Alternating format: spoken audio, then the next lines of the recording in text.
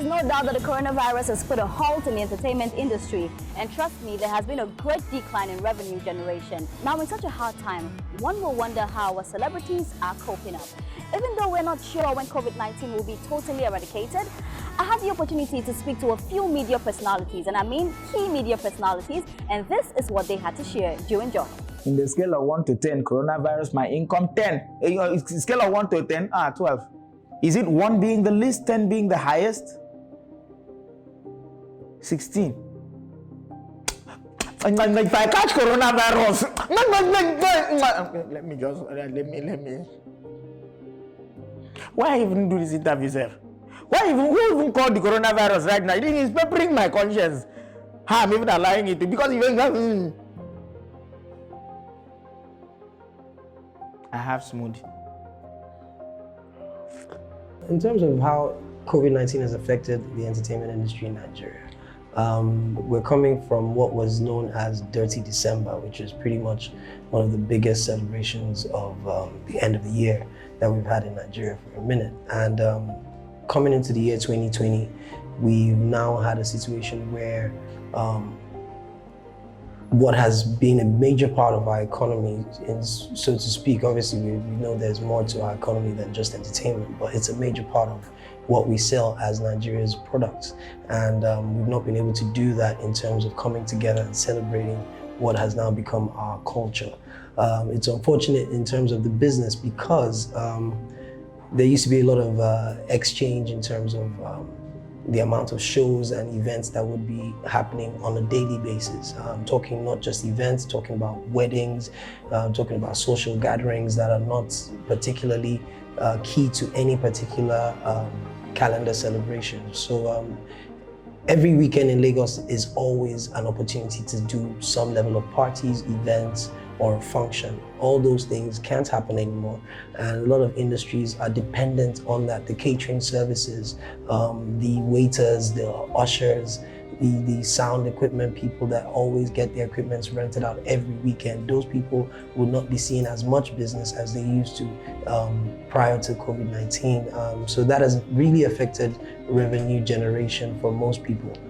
That's one of the reasons why I feel like COVID-19 has really affected us. Entertainment, is a contact business, where we legit have to see one another, feel the energy, feel the vibe, for us to be able to, communicate and commute, as the case may be. It has affected us. It has affected what we do. I do shows, I MC gigs, and because of the pandemic, that cannot happen for now. People first of all would have to be alive and be safe before we do that. It has affected us seriously, but again, we hope for the good. We hope that in no time this will pass and we'll continue our lives. Well, as an actor, a producer, I'd say that movie making is a big business, and once you're not making money, you're out of business. So right now, as an actor, I'm not making money, so it has affected me squarely. It's very difficult to tell stories in such a manner that you will adhere strictly by the rules of social distancing. It's very difficult to do that. The outbreak of the coronavirus have clearly affected the growing business of entertainers on many levels, because a lot of entertainers make money from social gatherings. Say a comedian who gets booked weekends to MC, the interior decorator, the event planners, now they cannot plan anything, and this might even last for a minute. So it's pretty tough on entertainers, because even when the lockdown was eased off, banks were getting back to work, markets were open. Markets were open even during the lockdown, even though it was being rational, but entertainers cannot perform. They cannot really do anything. For the most part, the entertainers would maybe make some money from digital sales of your content. Let's say you have stuff on YouTube, or maybe if you make music. So it's been pretty tough. I've been on the low for a while, so it's not really affected me. For me, it has been kind of like a blessing, because like everybody I reach out to is kind of like home, so easy access to people. As far as movement is concerned, yeah, it has affected me going from studio to studio. COVID-19 has disrupted my plans going forward, in terms of the events I wanted to actually execute, on a personal note, I just started my own Afro House parties, and I'd done 3 editions last year. And ultimately, moving forward into the year 2020, I wanted to take it internationally. Unfortunately, we couldn't do that anymore, obviously, because of travel issues and, of course, no possibility of gathering. On a personal note, as an MC or a hype man, as you might want to call it, it's grounded my revenue, because at the end of the day, there are no shows to host and there are no events to actually hype at. That's not the only area it's affected me. In terms of my TV presentation, I present a sports show on Super Sport called The Kings of Football, and it's based on the Spanish La Liga and, of course, the English Premier League. Those 2 leagues are now officially not functional at the moment because they've been suspended, which means there's nothing for me to talk about on the show. So that revenue is also being affected. I could go on and on and on, because every aspect of entertainment has been halted as a result of the lack of people gathering together to experience what we're offering. So it's had a major hit on our finances. I hear 2 things. 2020 and going forward, please take it back. Take it back. Take it back. And the interview, I'm tired. Which 2020? Who told you we are in 2020? This is a dress rehearsal. There is no 2020. They should even postpone this year. There is nothing like 2020. 2020 is waiting to happen.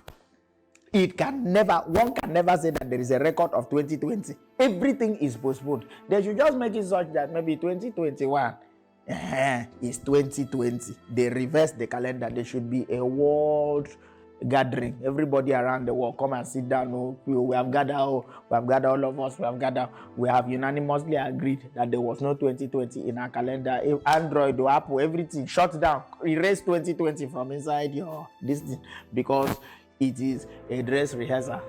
That is the truth. How can you say there was a 2020 and moving forward? Moving forward from where to where? Everything is postponed. This is an Olympics year. Have you seen any Olympic inside this year now? Huh? Have you seen any Olympic? And then you are saying, what is my plan for? Why are you asking me that kind of question? Why are you asking me that kind of question now? Huh?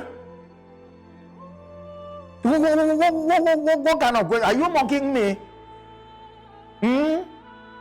Why are you asking me the question? Have you asked your own self 2020 question? Have you?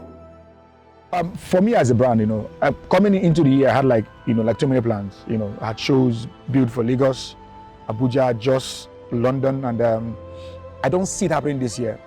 It might, maybe, who knows? But the set date is gone already, and it didn't happen. I can't even lie. Before the lockdown happened, I had about 4 or 5 bookings, contract signed, that had to be cancelled. So you know what that means, that's money lost. I put together the biggest gaming event in the country, 4,000 capacity last year. That I can't even plan, because I don't even know when we'll be able to get back to having social gatherings. This is a time to also reflect on other businesses you can do as an actor or as an entertainer, because if you don't have other streams of income and you rely on a particular means of income, you're going to hit the rocks. Obviously, the industry coming to a halt because of the pandemic has not eased up, has opened some other avenues, let me put it this way, because avenues such as using your Instagram Live or having Zoom parties, or using the social media apps such as TikTok and Triller, those things have opened up the opportunity for a lot of people, not just entertainers now, a lot of people to become some level of entertainment content creators. So right now, content is key, because all you need to do is just record your content and put it out. Personally, in terms of my own field of engagements, which has been as a host, I've been able to host a couple of Zoom parties as organized by individuals that have requested my presence. I've also been a part of some live Instagram concerts that are becoming a thing nowadays. So with that, I think the innovation is beginning to take shape, where people are finding new ways of getting their work out there. it will take time, but you know, if you're fortunate enough to identify where you can fit into the new scheme of things, then you know, just keep pushing. There's always a way at the end of the day.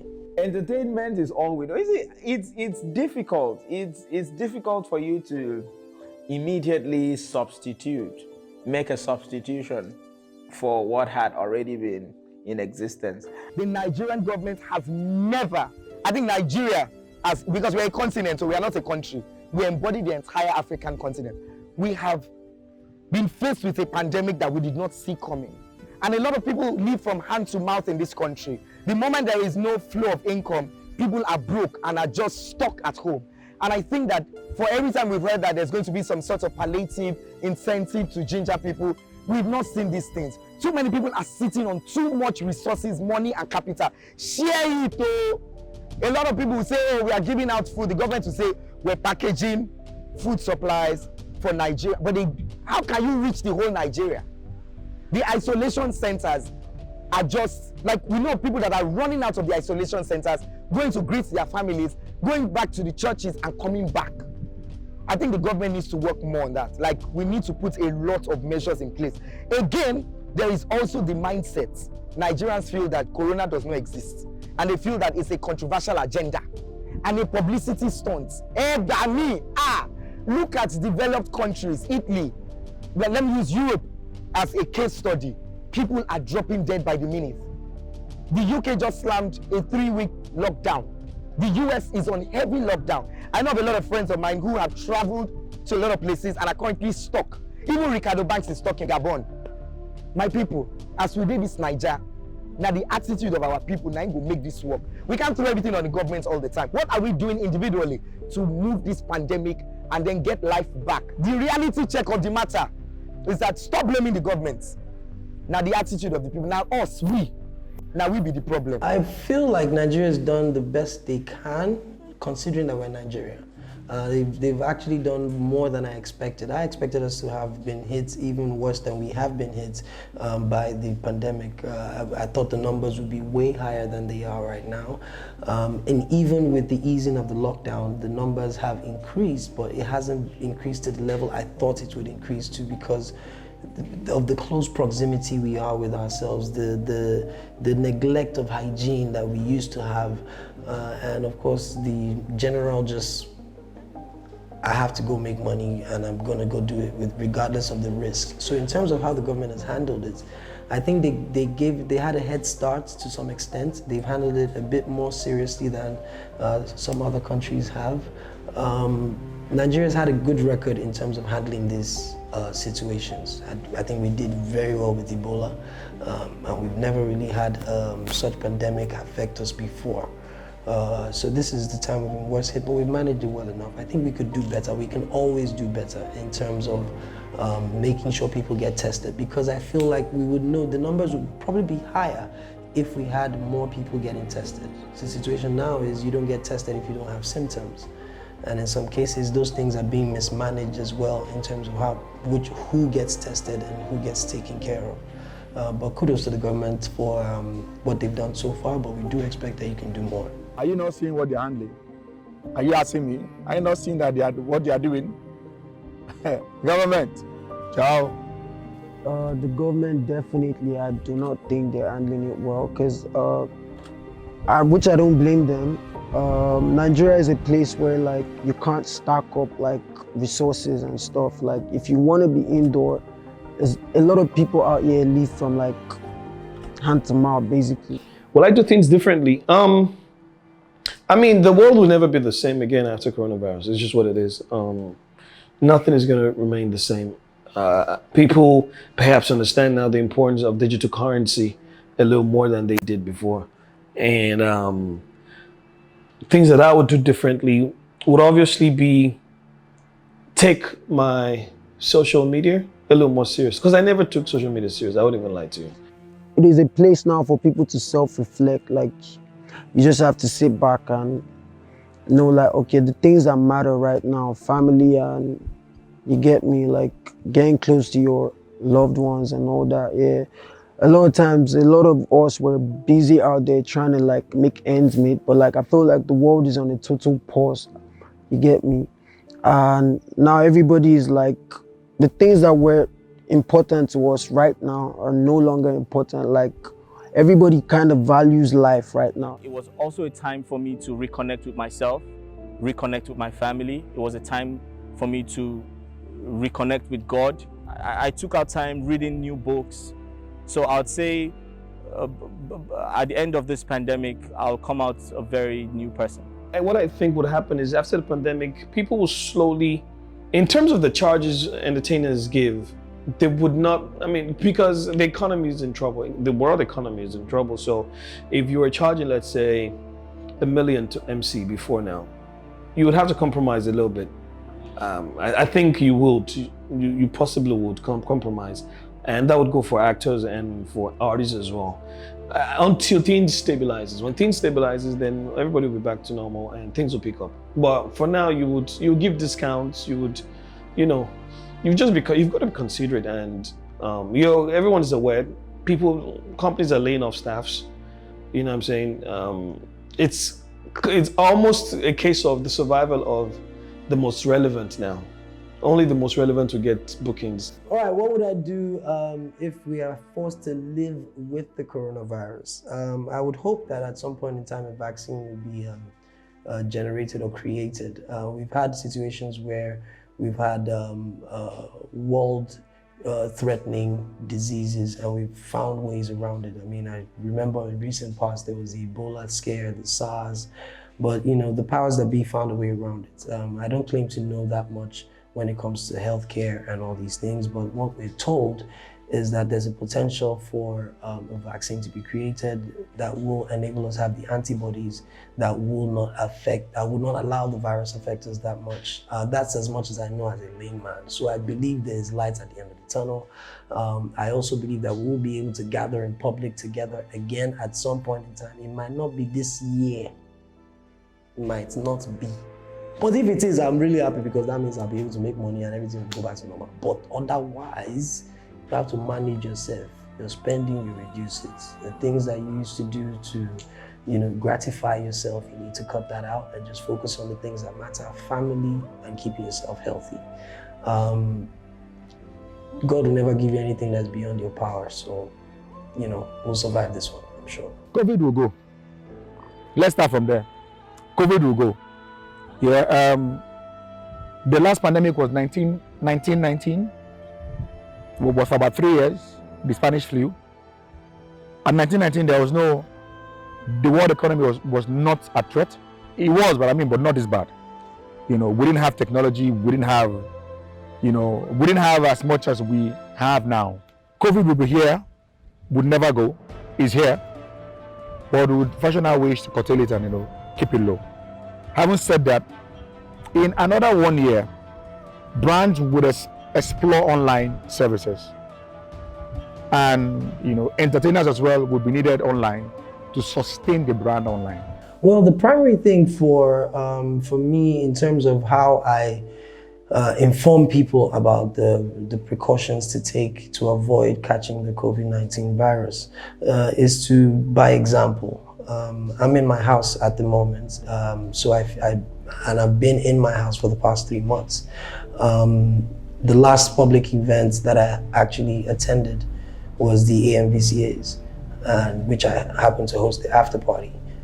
We all know how the noise around AMVCA's were, but the only way I could, you know, let people know that, you know, you need to take precautions is to follow the steps. I self-quarantined myself, self-isolation. We did that for about 2 weeks before there was the lockdown. And then when the lockdown came, we've stuck to sitting in our houses. Now, since the lockdown has been eased, we've been forced to have our face masks, you know, very close by. Anybody come close, I cover up, no time, you understand? I also have my sanitizer. There's one downstairs by the door, there's one by the staircase, there's another one in my room. You know, everywhere there's sanitization before I bag on with this one. But at the end of the day, reality is you gotta just do the simple things. Make sure you sanitize, keep your social distancing active. I know it's gonna be difficult to actually do that, but if you take the precautions of the first step, which is sanitize and of course wear a face mask, the social distancing can be managed to a certain level, but let's not take any risks. If you don't have to go out, sit in your house. I've been in my house. I'm in my house now. Where are you? Be in your house. Most of the people who are not social elites, who are in the villages, who are in the suburbs, or who are not in the cities, are not much of the opinion, strongly of the opinion, that COVID-19 or coronavirus is real. So I do most of my campaigns in vernacular. I'm from Akwa Ibom State in Nigeria, so I'm Ibibio speaking. I do most of my campaigns in Ibibio language, and I try as much as I can to permeate their thoughts and make them to be aware, fully aware of the dangers that may arise in not protecting yourself, exposing yourself to the virus. That the virus is not as erroneously opposed to what most of them hold as an opinion. The virus is not exclusive to the social elites. It's not for top-notch politicians and wealthy persons. The virus knows no bounds. I feel like if you're a media personality and you're feeling the pressure to do a giveaway, then that means your notoriety or your celebrity status was based on falsehood from the onset. If you don't have the funds to give away, then what are you doing a giveaway for in the first place? If you have a following that is based on your creative input and what you've done, then they will still be with you regardless of whether you have money to give them or not. People are asking for giveaways. I don't understand what giveaways mean. And lots of people feel so entitled to the giveaway thing. Yeah, giveaway is a privilege and not a right. You must do giveaways. But I believe it's also a part of the benevolence or the exhibition of benevolence and charity of the entertainer or the star or the public figure. Is a means of reaching out to his or her loyal fans, to appreciate them for being there. It's a good thing to do, but it's not compulsory that you should do it. If you have, you do it. You don't have it, shelve the idea. Don't put yourself under pressure of getting giveaways or splashing freebies to your fans. But if you do and then you have the leading to do it, then you do it. I don't do public giveaways. I show my charity very silently, very, very silently. We have always been pressured from day one, and I call it misdirection of anger. We're not the government. Let's get it straight. We're not your government. You didn't elect us to rule you or to govern you. So I'm not responsible for you and what the economy will do to you, because I'm also somehow affected by the same economy, directly or indirectly. But it is who we are. We're Nigerians. We're freaking we're entitled. Entitlement is our second name in Nigeria. We're talking about the art of giveaways. Now it depends on how you perceive giveaways. Giveaways from the heart, giveaways for the social media stats and numbers, giveaways for an audience measurement technology to enhance your social media tractions, engagements, and traffic, or giveaways to just say, I want to help. Sadly, it falls down to the people that want to just gain all the tractions on social media and what have not. Ladies and gentlemen, I have sat down this period to look at my books and the records of the books. The money coming in and then the money going out. Alas, the money going out is more than the money coming in this season. But this pandemic has made everyone reach out for one reason or the other. However genuine, however authentic, and even not authentic, we do what we can. And as Davido would say, we rise by lifting others. Now, I think that there is a lot of pressure on entertainers, showbiz personalities, even media practitioners to just go with the trend and say, we have to do this giveaway by hook or crook. Why are you doing these giveaways in the first place? Why do you have to put them out there for you to get cyber applause, cyber applause. What do you need cyber applause for? Just do it. Do it because you have to. Do not feel pressured. Do not let people pressure you into doing something, even if you feel that you're not financially stable enough to pull it off. Do not also be inspired and motivated wrongly to do giveaways simply because everyone else is doing it and you need to join the bandwagon. Do it because you want to. You don't have to do it out on the internet. Do it and nobody has to see it. Since this coronavirus started, the first I noticed of this Instagram lives that involved women twerking was on Tory Lane's Instagram live, and then I think it was on Boosie's live as well.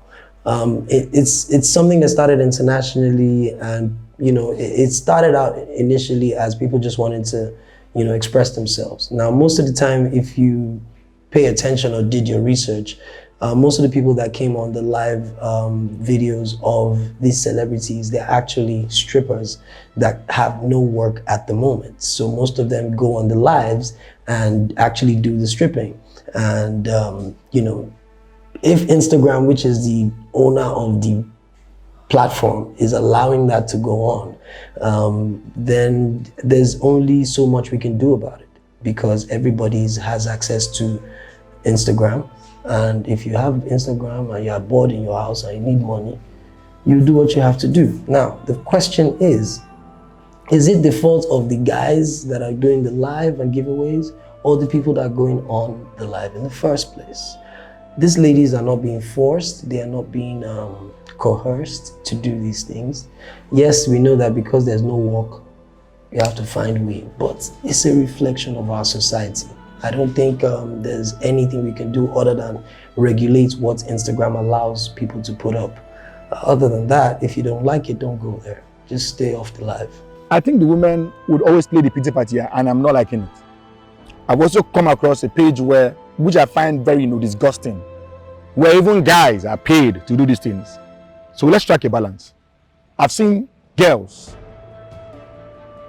I don't want to call names, celebs in Nigeria, on Insta Live, asking boys to also strip for money, and the boys do it. So the moment we generalize these issues, we kill the vibe in addressing the topic. So let's say exploiting people and asking them to come online to do stuff for money is wrong. Don't say exploiting women. That's we putting gender into something we can address and address it squarely, which is what I don't buy. So I won't speak for gender, male or female. I will say celebs who use their platforms sharing money and asking people to strip to get paid, it is wrong. Again, that's me saying it's wrong. It's against my beliefs, my ethics, my faith as a person. To some other person, it's fine. So I'm saying, who is stripping? An adult who is over 18. They have a choice. They have a right to do what they want to do with their body for money. It is not my business. So as much as I don't like it, I can't control it. So, I don't like it. Will I curse them out? No. It's their choice, it's their opinion. I can't stop it. But personally, I don't like it. But I won't fault the artist. These persons are not minors. They are adults, over 18. So it's a choice on their own that today I want to strip. Go and strip. It's your strip. It's your business. My clothes are on. My kids 10 years from now would not see me on IG stripping. So that's your choice. It's your opinion. It's your thing. Enjoy it, basically. I do not blame the ladies. I don't blame the guys. I blame the oil. Because it is the oil that makes them to shine. I'm so fat. Jesus. Yeah. Let me tell you the truth. I don't know what has happened to our society. How can you come on social media, go on clat, twerk, just because you want to have a chance? It's not like the money is yours. It's not like it's yours in waiting. Because you only do that to stand a chance of winning so amount of money you are not even sure the person will give you at the end of the day. I don't want to blame it on I don't want to blame it on fiscal poverty. I want to blame it on mental and attitudinal poverty.